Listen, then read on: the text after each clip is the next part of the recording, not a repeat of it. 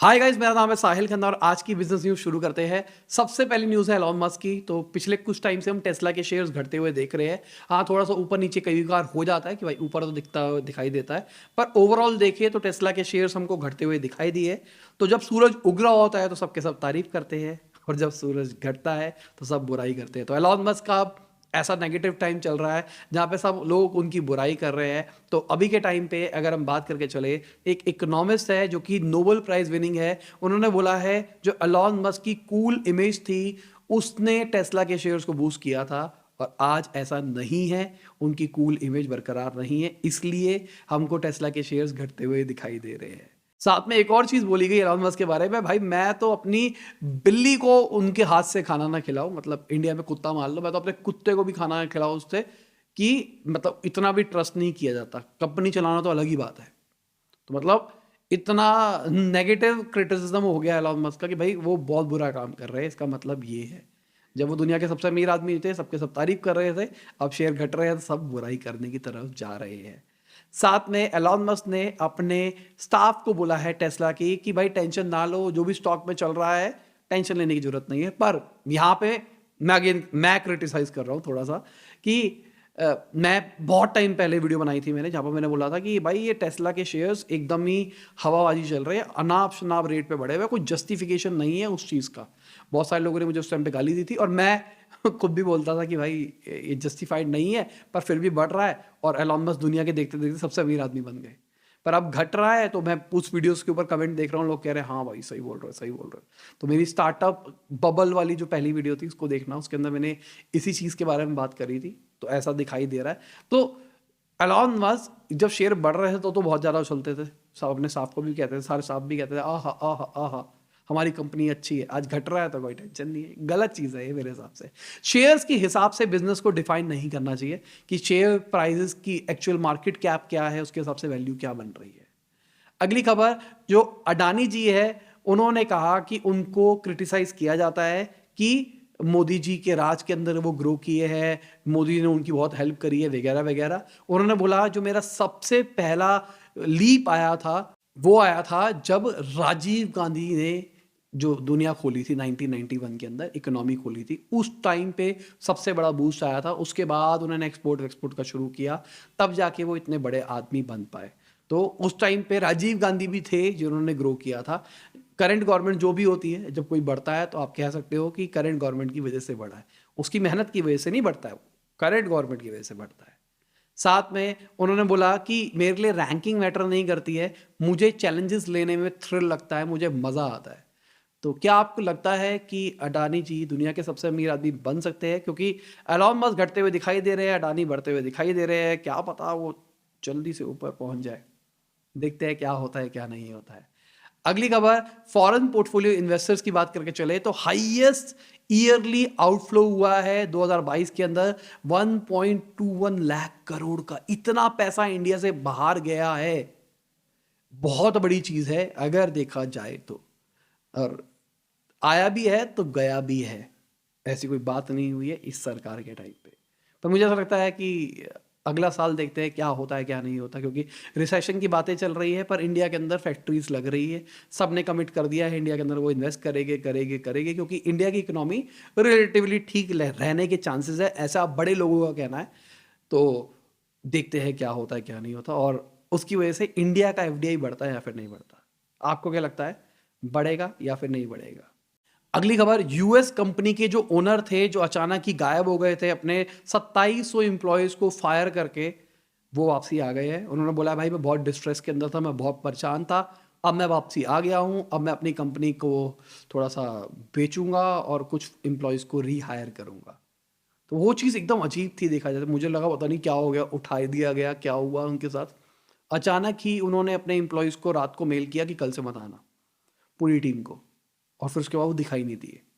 तो ये चीज़ थोड़ी सी शेडी लग रही थी। इंडिया में होता तो भाई, इंडिया में तो मुझे ऐसा चाहिए, जनता जवाब मांगती है, ये चल रहा होता कि कहाँ गायब हो गए वो, कहाँ गायब हो गए इतने एम्प्लॉयज़ को निकाल के, ऐसा चल रहा होता ना। हमको नहीं करनी है ऐसी न्यूज़, हम बिजनेस न्यूज़ और स्टार्टअप न्यूज़ के बारे में ही बात करेंगे। खबर मुकेश अंबानी जी की है। तो उन्होंने बोला है 21st सेंचुरी इंडिया की सेंचुरी रहने वाली है, और पर्सनली मुझे भी लगता है कि 21st सेंचुरी में हम दुनिया की सबसे पावरफुल नेशन बन सकते हैं अगर सब कुछ सही रहता है तो। और मुझे बहुत ज़्यादा पॉसिबिलिटी लग रही है, आने वाले 15 साल पूरा डिफाइन कर सकते हैं। करप्शंस कम रहे, गवर्नमेंट जो भी आती है वो ढंग से काम करती रहे, जो बिजनेस स्टार्टअप का इकोसिस्टम बन रहा है उसमें इनोवेशन बढ़ता जाए, तो क्या पता हम कर जाए। बहुत अच्छा काम। अगली खबर, रिपोर्ट्स के हिसाब से गूगल को सीसीआई ने नोटिस भेजा है कि आपने 2274 करोड़ की जो पेनल्टीज थी उसको पे नहीं किया है। इनके ऊपर फाइन लगाया था सीसीआई ने गूगल वालों के ऊपर कि आप मोनोपोली चला रहे हो, आप अपने ऐप स्टोर के अंदर कंट्रोल कर रहे हो, आप हर जगह के ऊपर कंट्रोल करते हो, दिस इज गलत। साथ में एंड्रॉयड के ऊपर भी क्रिटिसाइज किया गया था कि भाई आप अकेले ही लौते सॉफ्टवेयर हो और कोई किसी को आने नहीं देते। मैं कुछ नहीं बोलना चाहूँगा इसके ऊपर, पर जिनको नहीं पता, जो एप्पल है और जो एंड्रॉयड है, मार्केट में दो ही ऑपरेटिंग सिस्टम्स है फ़ोन के अंदर। अगर देखा जाए तो उनके अंदर जो इन ऐप परचेजेस होती है उसके अंदर 30% चार्ज लगता है। अगर आप पबजी खेल रहे हो iOS से या एंड्रॉयड से, उसमें कुछ खरीद रहे हो, मुझे नहीं पता उसमें पबजी चलती है या नहीं चलती, मैं वैसे कोई भी ऐप इन ऐप कर रहे हो तो उसके अंदर 30% कमीशन एप्पल डायरेक्टली ले जाता है या फिर गूगल डायरेक्टली ले जाता है। तो इसको कहा गया कि भाई ये तो मोनोपोली क्रिएट करने वाली बात है, ये तो दिस इज रॉन्ग। तो गूगल पे साइड लोड अलाउड है, एंड्रॉयड में आप साइड लोड कर सकते हो। बहुत सारी एप्स हैं ना, ड्रीम 11 वगैरह वगैरह, जो कि पॉलिसी के अगेंस्ट है, फिर भी वो चल रही है क्योंकि वो साइड लोड करवा के चल जाती है। तो मेरे हिसाब से ज़्यादातर लोगों को, एंड्रॉयड वालों को पता होगा कि चीज़ें साइड लोड भी हो जाती है, आप डाउनलोड करके भी काम कर सकते हो। सिक्योरिटी ब्रीच हो सकती है पर ऐसा हो सकता है। अगली खबर, ब्रेनिंग कंपनी ने बोला है कि इंडिया को बहुत ही टफ फेज देखना पड़ेगा फिनटेक इंडस्ट्री की, अगर हम बात करके चले, जो कि $50 बिलियन की है। तो $50 बिलियन की जो इंडस्ट्री है वो बहुत ही ज़्यादा टफ फेज दे सकती है आने वाले टाइम के अंदर। आपको क्या लगता है इंडिया की फिनटेक इंडस्ट्री किस तरीके की रहेगी? क्या लपास वॉइस के ऊपर एक और एनालिसिस डालें इसके अराउंड? लपास वॉइस पे ऊपर हमने पहले भी एक एनालिसिस डाला था, तो उस पर उतने ज़्यादा व्यूज़ नहीं आए। अब ट्राई करके देखते हैं, अगर आप पसंद करोगे तो फिर धीरे धीरे करके एनालिसिस यहाँ पे भी डालना शुरू कर देंगे। तो क्या कुछ फिनटेक के ऊपर बनाए कि मुझे क्या लगता है फिनटेक के बारे में, फिनटेक कैसे ग्रो कर रहा है और आने वाले साल में फिनटेक की क्या अपॉर्चुनिटी रहेगी, क्या बिजनेस सही रहेगी, क्या नहीं रहेगी, ऐसा कुछ टाइप्स करा जाए। बाकी इंटेलेक्चुअल इंडीज पे कंटेंट आना शुरू हो गया, उम्मीद करता हूँ आपको मज़ा आ रहा होगा देख देख के। अभी एक और वीडियो आने वाली, बड़ी मस्ती। दो में कंफ्यूज हूँ मैं, लॉजिकली बताऊँ तो, इनफैक्ट तीन में कंफ्यूज हूँ मैं। 3 वीडियोस है इस टाइम पे बैकअप पे जो एडिट हो रही है, 2 एडिट हो चुकी है ऑलमोस्ट, एक और एडिट हो रही है। तो मेरे पास 3 वीडियोस है जो मैं कभी भी पब्लिश कर सकता हूँ। एक वीडियो कोशिश करेंगे आज या फिर कल निकालने की, फिर एक दिन का ब्रेक रख के एक और, फिर एक और वीडियो। अगली खबर निखिल कामत जी की है। तो उन्होंने मून लाइटिंग के बारे में बोला है कि मून लाइटिंग गलत नहीं है पर हमको ट्रांसपेरेंसी की जरूरत है। ये वाली बात ना मुझे हिट कर गई और मुझे जेन्युइनली लगने लगा कि हाँ, मून लाइटिंग गलत नहीं है, ट्रांसपेरेंसी इज रिक्वायर्ड। अगर आप मेरी कंपनी में काम कर रहे हो, आप मून लाइटिंग कर रहे हो, मुझे कोई फर्क नहीं पड़ता। और जेन्युइनली हमारी कंपनी में लोग फ्रीलांसिंग करते हैं, मुझे कोई फर्क नहीं पड़ता। पर अगर आप मेरे टाइम के अंदर कर रहे हो तो ये पहली चीज़ गलत है। अगर आप मुझे पहले बता देते तो मुझे प्रॉब्लम क्या है कि मैं काम कर रहा हूँ, मेरे पास यहाँ पे भी ये भी काम है, ये प्रोजेक्ट है, क्या पता मैं भी हेल्प कर पाऊँ, मेरे से भी तो इनपुट ले सकते हो। तो मून लाइटिंग में अगर ट्रांसपेरेंसी हो तो मून लाइटिंग सही है। ये बढ़िया बात बोली है उन्होंने अगर देखा जाए तो। अगली खबर रशिया की है। तो रशिया ने इंडियन रुपी को ट्रेड सेटलमेंट के लिए करना शुरू कर दिया है। अब और भी नेशंस ज्वाइन कर सकते हैं बहुत ही जल्दी और ये बहुत ही अच्छी खबर है। फ्यूचर हमारा रहेगा। ये जो करेंसी वाला स्टेप है ना, ये भी एक यूपीआई बन के आएगा, देख लेना लॉन्ग टर्म के अंदर। जिस लेवल पे यूपीआई ने ट्रांसफॉर्म किया ना लॉन्ग टर्म के अंदर, यही चीज़ आपको, अगर ये स्केल होता है ढंग से लेवल पे, तो मज़ा आ जाएगा। अगली खबर जो सिंधिया जी है, उन्होंने बोला है जो सिविल एविएशन सेक्टर है वो वी शेप्ड रिकवरी देख रहा है।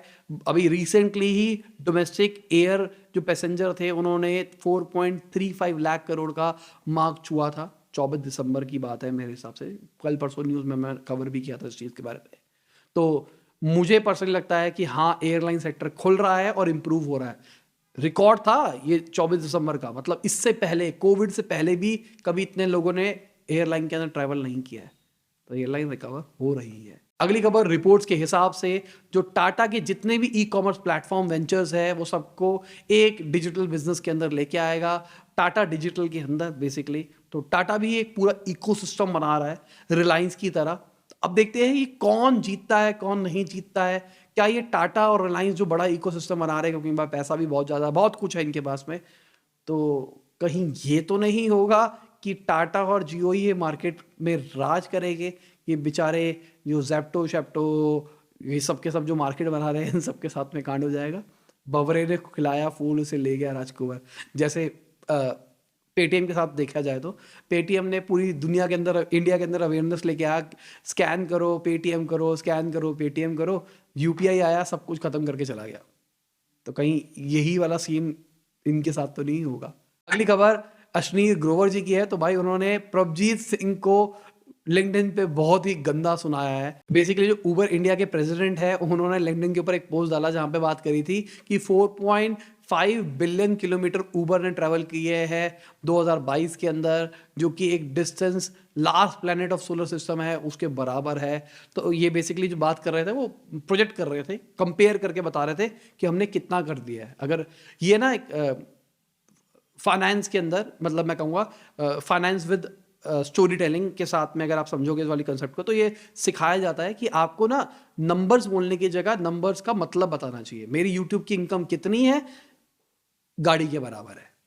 तो अगर एक लिमिट है जो आप समझ पा रहे हो तो समझ में आ रहा होगा, पर समझाने के लिए मैं ऐसे कहूंगा कि भाई मुकेश अंबानी जो 3rd नंबर वाला बंदा है उनसे नीचे से उससे 10 गुना ज्यादा अमीर है। तो यहाँ पे आप आराम से इमेजिन कर पाते हो। बाकी अगर मैं नंबर बोलता हूँ ना उतना ज्यादा समझ में नहीं आता है। मैंने कितना नंबर बोला था आपको याद नहीं होगा, पर आपको इतना याद होगा उबर लास्ट प्लेनेट तक ट्रेवल करके गया हमारे सोलर सिस्टम के अंदर, ये याद रहेगा। वो नंबर शायद आप कल परसों भूल जाओगे। तो पीआर टीम ने कंटेंट दिया होगा इसके ऊपर। अश्नीर ग्रोवर ने, भाई तुम्हारी पीआर टीम क्या है, तुम क्या कर रहे हो। वही मेरे को पढ़ते पढ़ते ना मेरे को शार्क टैंक वाली फील आ रही थी, तुम्हारी पीआर टीम गलत है, ये है वो है, तुम्हारे जो कस्टमर्स है वो खुश नहीं है, बहुत सारी कंप्लेंट्स आ रही है, ये हो रहा है वो हो रहा है, तुम क्या इसके ऊपर काम कर रहे हो। ऊबर कैंसिलेशन की तरफ बहुत तरफ जा रहा है। तो उसके बाद वो डिलीट हो गया, पर ये बात करी गई और जो कि मुझे पर्सनली लगता है कि गलत चीज़ थी। मतलब किसी और के बिजनेस के ऊपर क्या बोलना, किसको क्या बोलना। अब कोई किसी को भी कुछ भी सुना सकता है किसी भी लेवल के ऊपर। तो मेरे को पर्सनली ये चीज़ फेयर नहीं लगी। मुझे लगता है कि ये एमबीएस के अंदर भी सिखाया जाता है कि भाई एक नंबर्स को समझाने का अच्छा तरीका होता है। अगेन मैं रिपीट कर रहा हूँ, नंबर आपको याद नहीं होगा पर जो मैंने आपको स्टोरी सुनाई वो याद होगी। तो नंबर्स को स्टोरी के साथ जोड़ के आसानी से समझाया जाता है, इसलिए वो पोस्ट किया गया था। तो अब अश्नीर ग्रोवर तो मुझे देख नहीं रहे, वरना मैं उनको समझाता कि भाई ये चीज़ इसलिए करी जाती है। अगली खबर अनुपम जी की है। उन्होंने भी इसी बात को थोड़ा सा क्रिटिसाइज किया है। उन्होंने बोला कोई भी बंदा जो ह्यूमिलेट करता है बाकी लोगों को वो डिजर्व नहीं करता शार्क टैंक की सीट पे बैठने के लिए। अश्नीर ग्रोवर के बारे में बोला गया है। ये बेसिकली उन्होंने पहले बोला था, बाद में अश्नीर ग्रोवर का पोस्ट आया था। पर गलत, इस बात से सहमत होने वाले बहुत सारे लोग होंगे। कई लोगों को लगेगा कि भाई शार्क टैंक आने वाला है, अश्नीर ग्रोवर के बिना मजा नहीं आएगा। पर अगर हम बाहर की बात करके चले, अगर आपने ऑस्ट्रेलिया वाले देखे होंगे तो उसके अंदर भी ऐसा कुछ नहीं होता। कोई सुनाता नहीं था, कोई ये नहीं था, सुनाते थे ऐसा नहीं है, पर वो इस लेवल का नहीं सुनाते। भाई तू कहाँ से आ गया है, तू ये हो गया, ये वाला सीन नहीं होता था। मैं भी इसी तरीके, मेरी टोन भी इस तरीके की है, पर मैं दोस्ती यारी में ही ऐसी बात करता हूँ। अगली खबर स्पेसएक्स की है। तो उन्होंने 54 सैटेलाइट लॉन्च करी है। ये इसका 60th मिशन हो गया है 2022 के अंदर। अभी के टाइम पे स्पेसएक्स बहुत ही ज़्यादा तेज़ी से एक्सपेंड कर रहा है, मतलब सैटेलाइट भेजा जा रहा है। देखते हैं क्या स्पेसएक्स वाला मिशन जल्दी कंप्लीट होता है या फिर वोडाफोन का 5G जल्दी आता है। ज़्यादा वैसे मैसेज आया मेरे पास आज कि आपका कॉन्ग्रेचुलेशंस, आपके फ़ोन ने हमने 5G एक्टिवेट कर दिया है। पर मेरे फ़ोन के अंदर सॉफ्टवेयर अपडेट ही नहीं आएगा, तो अपडेट कैसे करूँगा मैं। मतलब कुछ नहीं बोल सकते इसके ऊपर। पर मुझे पर्सनली लगता है कि ये जो ढंग से हम बात कर रहे हैं ना 5G इंडिया के अंदर आएगा, वो जल्दी आएगा, या फिर ये जो स्पेसएक्स का मिशन है कि भाई पूरी दुनिया के आसपास सैटेलाइट फैला देंगे और ये टावर वाला सिस्टम खत्म कर देंगे, सीधा सैटेलाइट से इंटरनेट चलाएगा, कोई टेंशन ही नहीं है। अगर ये आ जाए तो ज़्यादा मेरे को पर्सनली ज़्यादा अच्छा लगेगा। रेट अच्छा होना चाहिए, बस कंडीशन ये है। अगली खबर इंडियन स्टार्टअप्स की है। तो उन्होंने 20,000 से ज़्यादा लोगों को निकाला है 2022 के अंदर। तो आप डेटा दे सकते हो कि कितने कितने लोगों को किस किस कंपनी ने निकाला है। इस टाइप के पोस्ट हम इंस्टाग्राम पे डालते रहते हैं, डिस्क्रिप्शन में लिंक है, जाओ हमको फॉलो करो यार। इंस्टाग्राम पे मज़ा आएगा आपको, ऐसा ऐसा कंटेंट डालते हैं। जिस लेवल के इन्फोग्राफिक्स डालते हैं उस लेवल के इन्फोग्राफिक्स और कोई नहीं डालता है। बहुत ही ज़्यादा इंसाइटफुल होते हैं, हमको बहुत टाइम लगता है और बहुत ही ज़्यादा दिमाग लगता है उसके अंदर। अगली खबर जो ओला इलेक्ट्रिक के सीईओ है, उन्होंने बोला है कि मल्टीपल ई मोटरसाइकिल का लॉन्च हो सकता है आने वाले 2 सालों के अंदर। और यही वन ऑफ द रीज़न है कि मैं अभी इलेक्ट्रिक 2 व्हीलर नहीं ले रहा।